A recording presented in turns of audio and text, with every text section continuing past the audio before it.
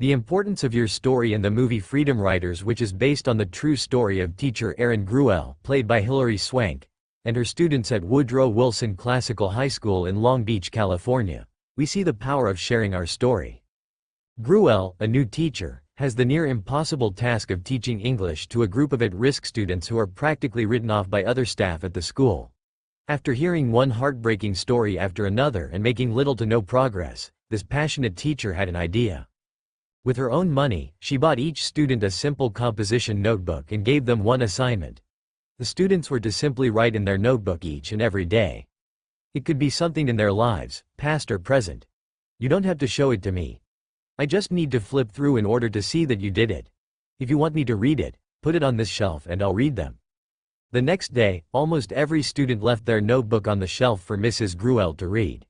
It became a powerful connection between teacher and student. It also became an outlet for students to release pain they had been holding inside. Over time, a transformation began to take place in this once chaotic classroom. Incredible things began to take place as these hurting students would write out their stories in a journal. Eventually, these journals were compiled into a book titled The Freedom Writers. Now that we've piqued your interest, you'll have to watch the movie to find out the rest of the story. You might be saying to yourself, but I don't have much of a story to share. Revelation chapter 12 verse 11 would say otherwise, and they have defeated him by the blood of the Lamb and by their testimony. NLT. Defeated who? Satan. Your story of what God has done in your life can actually overcome our enemy, the devil. He already knows he can't touch the blood of the Lamb, so he works overtime to tarnish our story or prevent us from sharing it with others who might be encouraged.